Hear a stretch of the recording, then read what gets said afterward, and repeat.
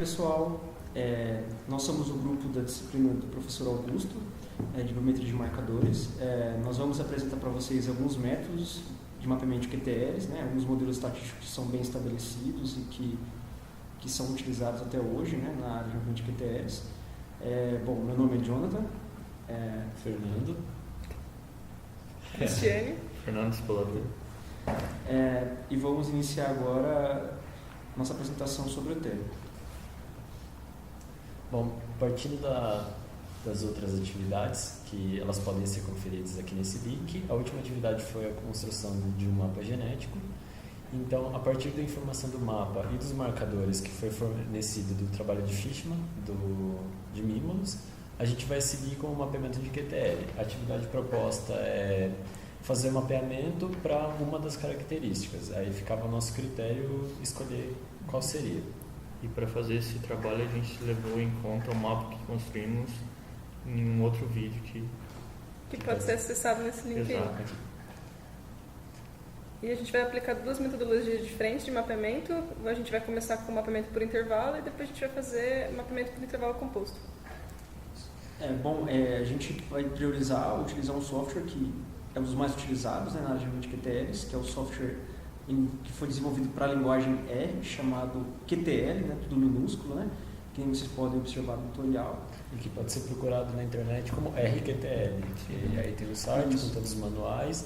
E o que a gente seguiu foi uma análise por meio desses manuais e de um livro que foi publicado também. E, bom, aqui os pacotes que a gente vai utilizar, o ONMap, que foi necessário para a construção do mapa, o RQTL e o Knitr, que é para gerar as tabelas nesse HTML aqui. O HTML é feito no R Markdown, é compilado diretamente e quem quiser reproduzir é só copiar a página.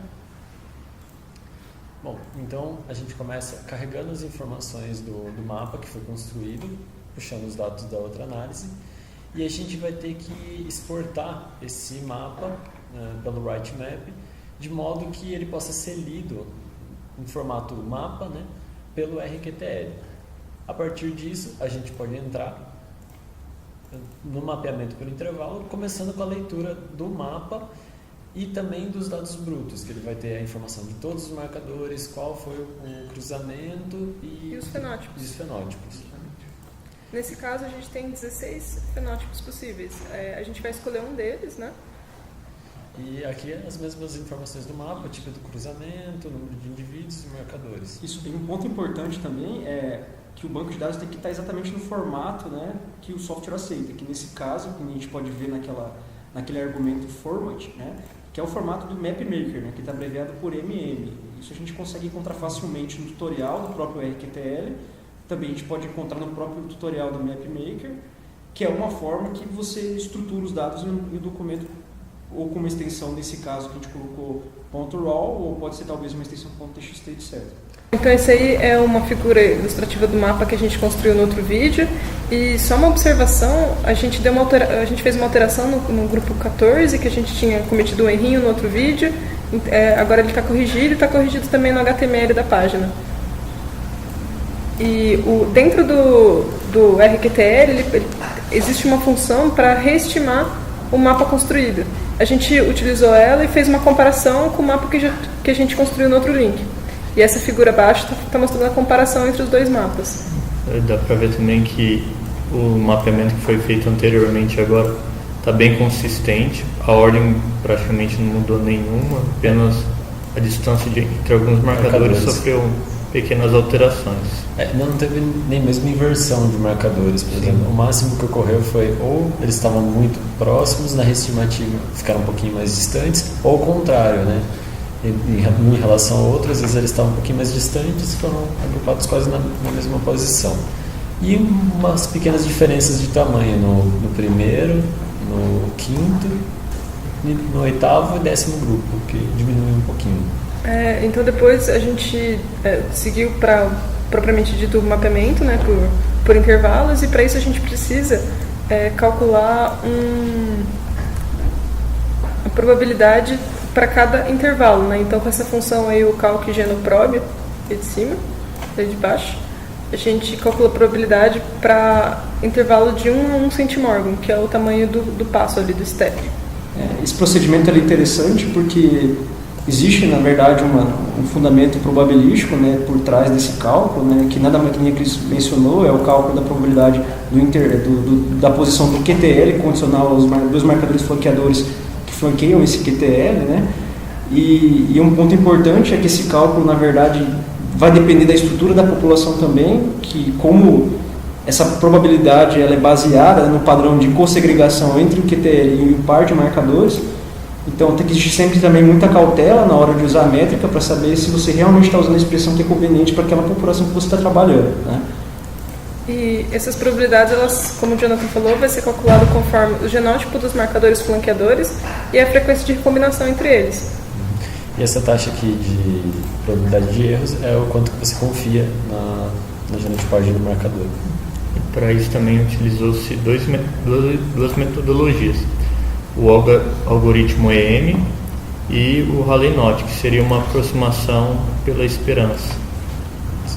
Especialmente no caso do Scanone, né, que já utiliza o EM, né, é uma abordagem que assume que o efeito do QTL ele pode apresentar um efeito, né, que seria o primeiro componente do modelo de mistura, né, e um segundo componente da mistura que seria que o QTL ele apresenta um efeito, né. Especialmente no primeiro modelo, que é esse que utiliza o algoritmo EM, seria exatamente essa ideia de pressuposição de misturas de distribuições normais, em que uma não existe o sinal do efeito e o outro existe o sinal do efeito. Já a segunda função, que é baseada no método de Rayleigh-Knott, aproxima esse método baseado em modelos de mistura a partir do valor esperado, né? Que acaba sendo interessante em nível computacional porque você não precisa estimar esses parâmetros de mistura, né, das misturas de normais, o que acaba tornando o procedimento fácil de implementar e normalmente os perfis de load score são bem semelhantes pelas duas técnicas, o que acaba tornando, né, o processo de Rayleigh-Knott uma estratégia extremamente interessante pela vantagem de tempo computacional que ela tem. E só uma observação bem importante, a gente utiliza o Scanone e pode atribuir ao fenótipo de interesse. Aqui a gente pegou a coluna 5, né, de leitura, só que corresponde ao número de pólens não viáveis, que era uma das 16 características que eles avaliaram no estudo. E aqui a gente pode fazer um resumo do que foi obtido tanto pelo EM quanto pelo Rayleigh-Knott, vão ser duas tabelas, dos maiores LODs dentro de cada cromossomo ou grupo de ligação e a posição que ele estava encontrado. Como o mapeamento por intervalo ele vai encontrar posições entre dois marcadores, aqui vai ter não somente os marcadores, mas, por exemplo, esse aqui é um determinado intervalo e uma posição dentro desse intervalo. E tanto é que algumas pequenas mudanças que vocês vão verificar no HTML é justamente por isso. Vai alterar um pouquinho das posições dentro do intervalo, entre o Rayleigh-Knott e o EM. Só que essas posições que se alteram ainda são muito próximas entre si. Por exemplo, aqui, por exemplo, a 151 dentro do logo, entre o 13 e o 14, né? Desculpa, no grupo de ligação 13. E aqui está na 149, então elas são bem próximas, visto que está indo de 1 em 1 centimorgan. E tanto é que se a gente traçar um gráfico de perfil de LOD, as duas curvas vão ficar muito próximas uma da outra, que é o que a gente fez mais para baixo. E um ponto interessante também desse método do Rayleigh-Knott é que também é a base, por exemplo, para modelos mais complexos, né? Nesse caso, nesse modelo que a gente está mostrando para vocês, né, é basicamente uma abordagem de regressão linear, múltipla. Já no cenário em que você trabalha no cenário de regressão linear simples. Já no cenário, por exemplo, você pode fazer uma expansão, por exemplo, no caso de modelos mistos, que possivelmente vai ser bem mais difícil você fazer essa expansão para modelos de misturas, né, que é o caso daquele cenário que a Scanone usa o algoritmo EM, né. Então você pode usar modelos mais complexos, nesse caso, que seriam modelos mistos, pela facilidade que o processo de regressão Rayleigh-Knott oferece. E antes de mostrar os perfis de load score, o que a gente vai ter que fazer é calcular um limiar para detectar se a região do perfil ela pode indicar ou não a presença de um QTL. Para isso, a gente vai usar esse canone fazendo permutações para construir uma distribuição empírica e obter um limiar a partir do percentil, um determinado percentil que a gente escolhe, por exemplo, 95%. O que a gente faz nessas permutações é permutar os dados fenotípicos em relação aos dados genotípicos de forma a quebrar qualquer tipo de associação que tiver ali. Então a gente vai traçar uma distribuição que seria uma distribuição para a nossa H0, de não ter o QTL ali presente. E daí a gente pega um valor aí de 0,05 de probabilidade de erro, né, para a distribuição e pega os maiores valores de cada permutação traçada para traçar a distribuição. Interessante falar que a gente usou uma permutação porque a distribuição desses modelos não é previamente conhecida. Então, não é possível comparar com tabelas prévias com uma distribuição normal, um teste F. Então, precisamos elaborar a própria distribuição conforme os dados apresentados. E a principal vantagem dessa técnica é como que você usa o próprio modelo, né, permutando os dados para construir essa distribuição teórica sobre hipótese de nulidade. Normalmente você elimina um pouco problemas, por exemplo, de situações de múltiplos testes, por exemplo, de erro, né, tipo 1, erros tipo 2, porque como você usa o próprio modelo para construir essa distribuição teórica, você espera menos problemas de erros tipo 2 e tipo 1. Né? Essa é uma das vantagens de você construir uma distribuição empírica.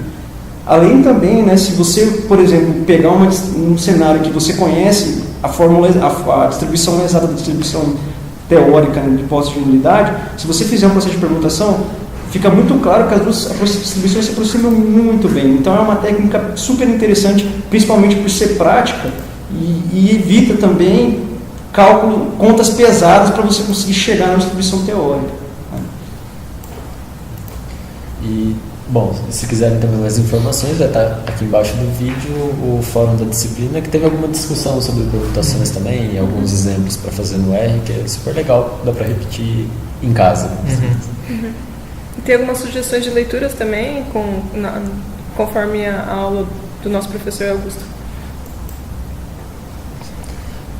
Bom, aqui é o gráfico de perfil de Logscore, considerando todos os grupos de ligação. Em azul é a obtida pelo EM e em verde pelo Halen-Node. E aqui o threshold que a gente obteve pelas permutações. Então deu para ver que elas foram muito similares, há uma pequena diferença, mas visto que um é um método aproximado, isso pode ser esperado, não foge do normal. E o legal, por exemplo, da gente estar trabalhando com essas probabilidades condicionais na posição do QTL dados marcadores flanqueadores, a gente tem uma cobertura completa do genoma, né? O que talvez não aconteceria se a gente usasse um modelo, por exemplo, de marcas individuais, que só teria pontos, né, de LOD no perfil, ao passo que essa metodologia permite a gente ter um perfil contínuo, né, ao longo de todo o genoma, de qual região tem um sinal mais forte de ter um bloco gênico que vai estar controlando o caráter ou não. E pela observação dessa figura, a gente poderia imaginar a presença de um QTL no grupo de ligação 13, um LOD próximo, um pouco maior, superior a 12.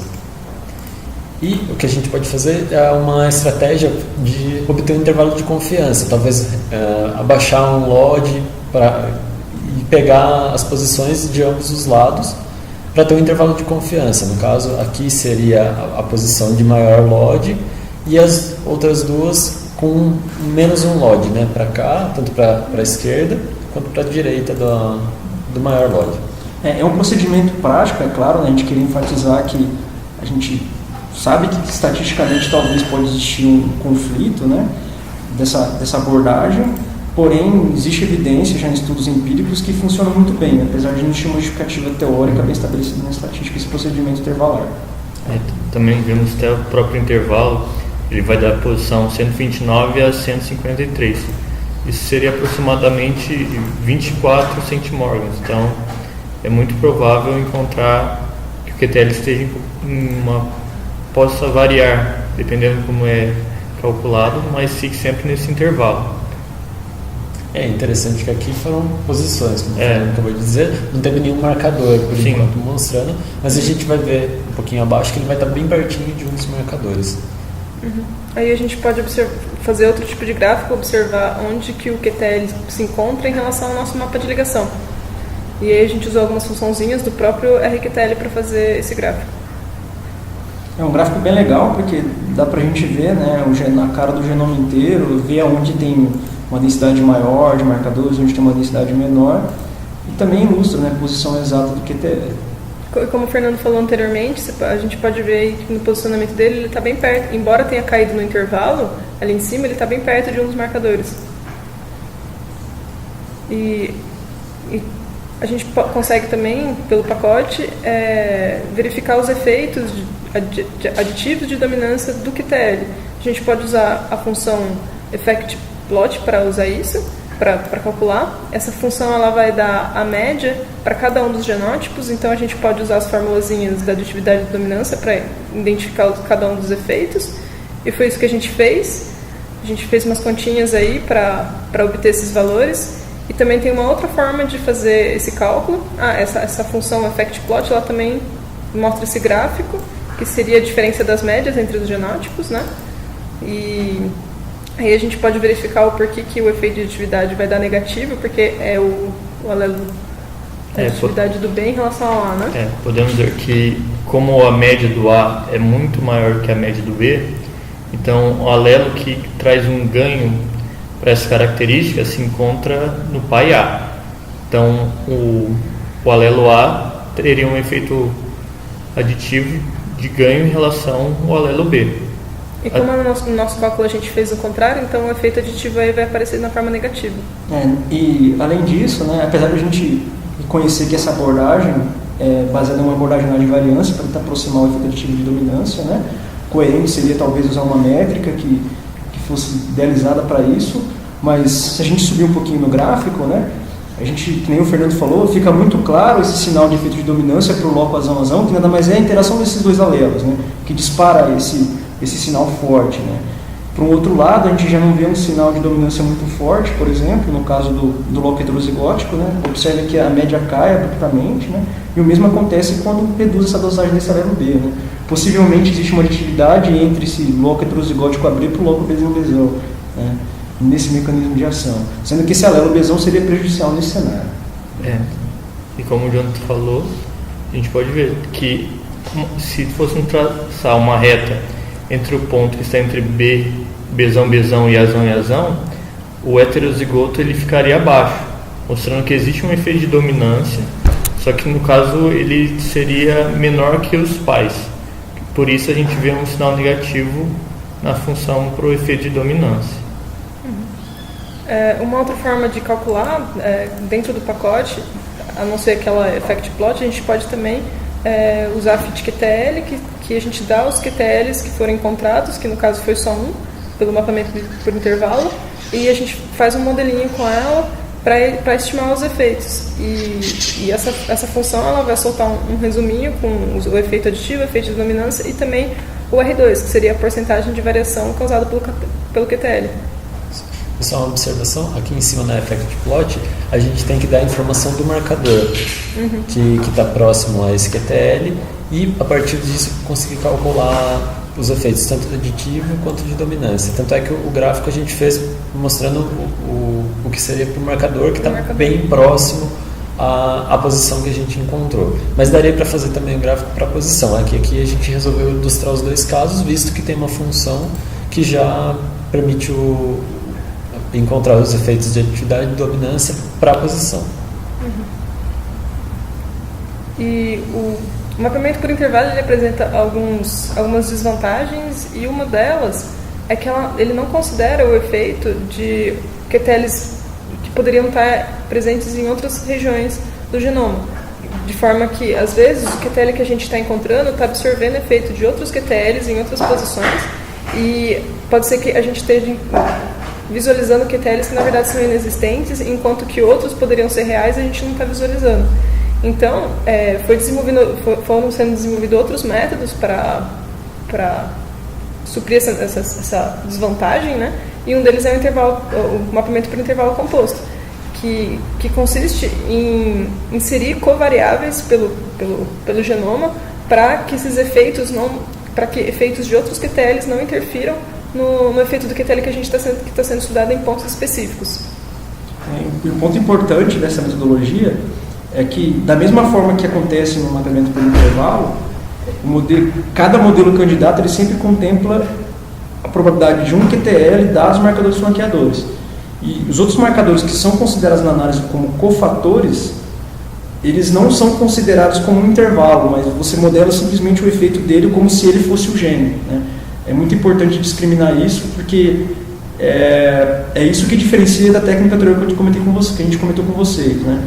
Na outra a gente só testava a probabilidade de um QTL dado o intervalo. Agora a gente continua fazendo isso, a gente testa a probabilidade de um QTL dado o intervalo. Só que além disso a gente considera outros marcadores que estão espalhados, que são espalhados em outros grupos de ligação para tentar controlar o fato de existir outros QTLs próximos que podem estar em grupo de ligação com o mesmo gene.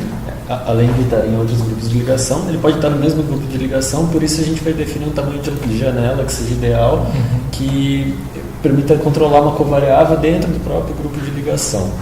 E é sempre importante ter marcadores dentro do grupo, que é eles que não permitem a gente separar falsos QTLs, né, que às vezes pode, a análise de mapeamento por intervalo pode acusar como que estão associados, quando na verdade só é um efeito residual de um outro QTL que a gente já mapeou. Essa janela que o Fernando falou se refere a a gente estabelece, normalmente é de 10 a 15, né, o tamanho da janela. Então, enquanto a gente estiver procurando QTL em determinado ponto, a gente estabelece uma janela de 15 centimórgãos para um lado e 15 centimórgãos para o outro lado, e todas as covariáveis presentes nessa janela não serão consideradas, só as covariáveis que são presentes fora dessa janela. E, assim, no RQTL, a função que permite fazer mapeamento por intervalo composto é assim, só que você tem que informar para ele o tamanho da janela que vai ser utilizado e o número de covariáveis, não quais são as covariáveis. E para definir esse número, a gente pensou em duas estratégias. A primeira delas é fazer uma regressão em cada uma das marcas, ver qual delas era significativa. A gente determinou um lote de 3, só para ver quais marcas passariam. E a segunda estratégia também é olhar o número de picos pelo mapeamento por intervalo, né? E aqui, como pode-se ver, fazendo a regressão para marcas individuais, a gente obteve só um marcador como covariável. E se a gente retornar a figura ali em cima, também a gente detectou um pico mais proeminente. Então, talvez utilizar uma covariável seja interessante, nesse caso aqui.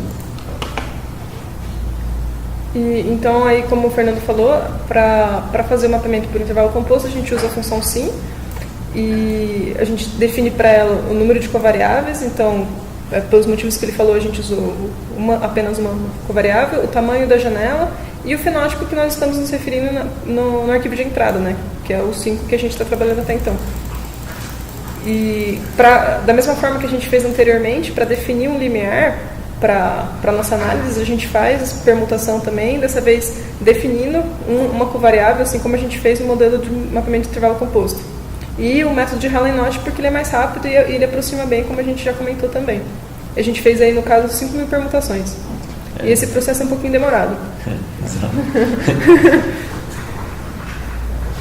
No caso, o threshold utilizado, a partir da distribuição que foi obtida, pegamos um valor correspondente ao alfa de 5% e esse foi determinado como o limiar, o threshold. Depois a gente fez o mesmo gráfico de perfil, mas comparando em azul o que a gente obteve com o IM e em vermelho o que a gente obteve pelo SIM. E em laranja está o limiar que a gente identificou pelas permutações. E em verde, quem foi considerado como covariável no mapeamento pelo intervalo composto. As covariáveis, elas vão marcar, né, os QTLs de maior efeito. Então, como no caso aí a gente tem um QTL que se destaca assim, efeito bem proeminente. Bem proeminente. A covariável, era esperado que essa covariável ficasse marcando ele. Então, quando ele procura todos os outros pontos, quando ele está procurando QTL em todos os outros pontos, ele desconsidera esse efeito. E quando foi feito isso, a gente pode observar que teve outro ponto, que foi aí no cromossomo 5, que apareceu um QTL também. E a região de 15, quando do cromossomo 13, podemos ver que foi melhor delimitado o intervalo que se encontrou essa região de probabilidade onde estaria o QTL, que vai ser mostrado melhor mais abaixo. A gente pode ver que existe uma resolução bem grande no pico da curva também, né? A curva ela era um pouquinho mais larga. Como a gente acrescentou essa covariável, né? O que ficava aquele resíduo do desequilíbrio de ligação do QTL simplesmente sumiu, né? Virou esse pico e que também proporciona maior resolução para a gente conseguir ter confiança de declarar que esse efeito desse QTL realmente é significativo ou não, ou se é devido ao acaso, né? Ou efeitos de giros amostrais. A gente fez um outro gráfico para observar melhor os dois cromossomos que foram observados QTLs significativos. E aí a gente pode ver com mais detalhe como que fica uma resolução maior dos efeitos do QTL no gráfico de perfil de Lodge, em relação ao mapeamento por intervalo. Fica bem claro o pico, né? Elimina um pouco essa bimodalidade que estava acontecendo antes, né? A distribuição aproxima bem mais próxima de uma distribuição unimodal, que seria essa curva em vermelho, né? E basicamente melhorou a resolução da análise.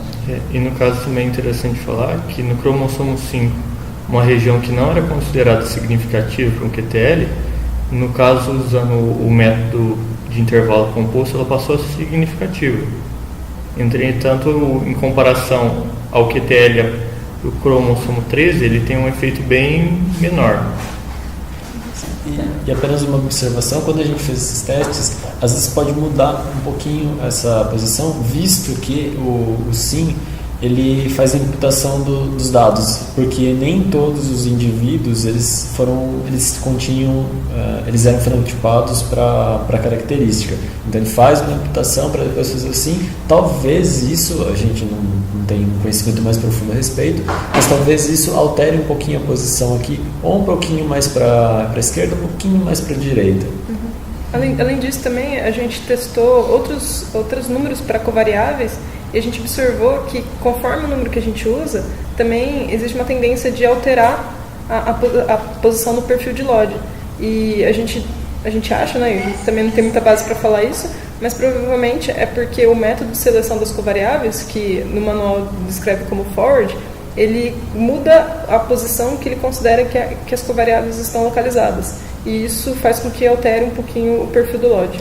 Isso é natural também, né? Porque na verdade esse é um tópico de pesquisa até hoje, né? A estatística, que é esse campo de pesquisa de seleção de modelos, é uma área que é muito difícil de estudar na estatística, principalmente nesse caso em que há milhares de modelos plausíveis que podem explicar a arquitetura genética dos caracteres que a gente analisou.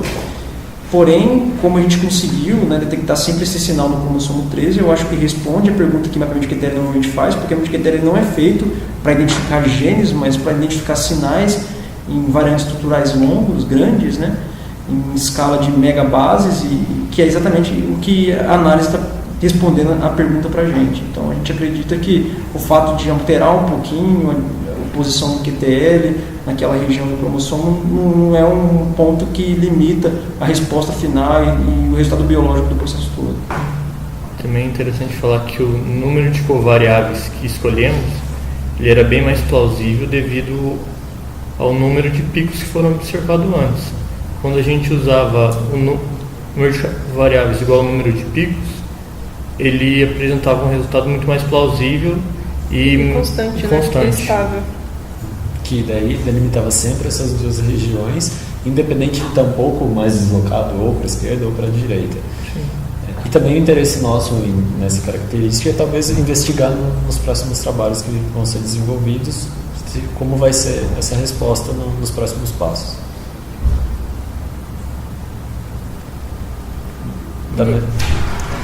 Da mesma forma que a gente fez anteriormente, a gente delimitou o intervalo de confiança para os dois QTLs, usando a regra do Lodge. Então, aí está marcada a posição que delimitaria o intervalo, conforme um Lodge acima e um Lodge abaixo, para cada um dos QTLs. Visto que esse aqui não teve como fazer um Lodge abaixo, já que ele já está na extremidade do grupo de ligação. Então, um pouco mais... Ele só vai ter um intervalo para a direita, né? Do início do grupo até a direita.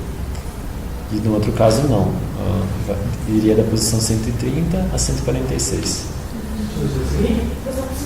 Nesse caso, para identificar os efeitos dos QTLs encontrados, a gente não pode usar o effect plot, aquela funçãozinha que a gente usou anteriormente, porque a gente tem que considerar os dois QTLs no modelo, porque o efeito de um está interferindo no efeito do outro. Então, a gente definiu quais são as covariáveis e definiu quem são os QTLs e colocamos dois na mesma função, naquela funçãozinha que a gente usou lá em cima do fit QTL. E aí tá as funçõezinhas e a gente obteve as estimativas a partir das estimativas do modelo. Está descrito aí, tanto o efeito aditivo como o efeito de dominância e o R² também. Como a gente pode ver também, semelhante ao exemplo anterior, como o valor aditivo foi negativo, o pai A ele teria um valor maior, que contribuiria mais para aumentar a característica em questão, tanto no QTL acima quanto no QTL abaixo. Já no efeito de dominância houve uma coisa um pouquinho diferente. Enquanto o efeito de dominância é mais pronunciado, aumentando a característica para o QTL do cromossomo 5, no cromossomo 13 ele tende a diminuir um pouco o valor da característica, quando tem um valor devido ao valor negativo. É isso, o trabalho com o Biolum possui os dois, tanto o IEM com o mapeamento por intervalo composto, e até os próximos vídeos. Valeu, galera. Valeu. Esquece do like, hein?